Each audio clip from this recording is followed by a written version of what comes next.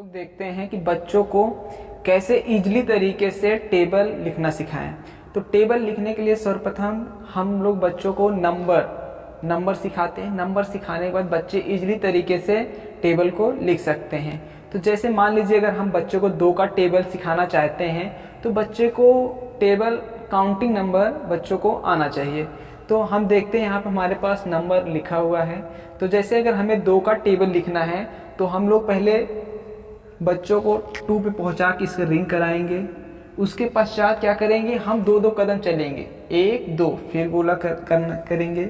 उसके पश्चात 1-2 फिर गोला करेंगे, 1-2 फिर गोला करेंगे, 1-2 फिर गोला करेंगे, 1-2 फिर गोला करेंगे, 1-2। इसी तरीके से हम गोला करते हुए चले जाएंगे और कहाँ तक करेंगे, जिसका टेबल है, जिसका टेबल लिखना है उसके बाद में 0, यानी ऐसे समझिए, मान लीजिए हमको 2 का टेबल लिखना है तो 2 यहाँ तक 20 तक, यानी इसके पीछे 0 लगा के यहाँ तक हम बच्चों को काउंटिंग नंबर लिखाएंगे। उसके पश्चात बच्चों को इसी तरीके से गोला करने के विधि से बच्चों को आसानी से टेबल हम लोग लिखना सिखा सकते हैं, जिससे बच्चे भूलने की जो प्रवृत्ति होती है वो जल्दी बच्चे भूलेंगे नहीं। तो इसी प्रकार से अगर बच्चे को 3 का टेबल लिखना सिखाना हो तो आइए हम उसको भी देखते हैं। तो हम अब 3 का टेबल देखते हैं। तो 3 का टेबल लिखने के लिए हमको काउंटिंग नंबर कहाँ से लिखना होगा, 3 से लेकर इसके पीछे 0 लगाकर, यानी 30 तक। अब हम लोग क्या करेंगे कि बच्चों को 3 से यहाँ से देखेंगे, 3 पहले गोला करेंगे। उसके पश्चात अब बच्चों 3 कदम और चलने के लिए कहेंगे, 1 2 3, फिर उसके बाद 1 2 3, फिर उसके पश्चात 1 2 3, 1 2 3, 1 2 3, 1 2 3, 1 2 3, 1 2 3, 1 2 3, यानी हम लोग 3 से 30 तक, यानी 3 से 30 तक हमने देखा बच्चों को रिंग करके आसानी से टेबल सिखा सकते हैं।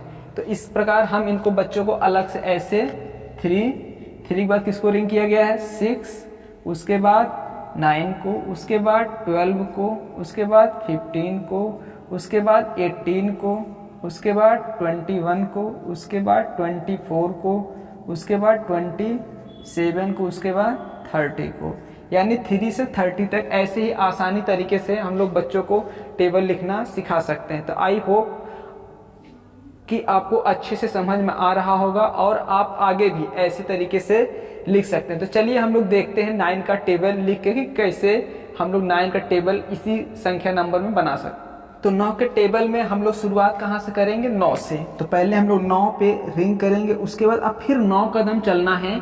तो इस 9 के बाद चलेंगे 1 2 3 4 5 6 7 8 9, फिर इसको छोड़ करके 1 2 3 4 5 6 7 8 9, फिर इसके छोड़ करके 1 2 3 4 5 6 7 8 9, फिर इसको छोड़ करके 1 2 3 4 5 6 7 8 9, फिर इसको छोड़ करके 1 2 3 4 5 6 7 8 9, 1 2 3 4 5 6 7 8 9, फिर इसको छोड़ करके जो रिंग है उसके बाद हम लोग काउंटिंग करेंगे 1 2 3 4 5 6 7 8 9, फिर इस रिंग किए हुए नंबर को छोड़ करके 1 2 3 4 5 6 7 8 9, फिर इस रिंग किए हुए नंबर को छोड़ करके 1 2 3 4 5 6 7 8 9, यानी हम लोग जिसका भी टेबल लिखना चाहते हैं उतने नंबर हमको आगे चलना होगा क्रम से। अगर हम लोग 3 का चलते हैं तो 3 टेबल हम लोग उस नंबर को छोड़ते हुए आगे बढ़ेंगे। अगर 4 का है तो 4 कदम आगे बढ़ेंगे उस नंबर को छोड़ते हुए।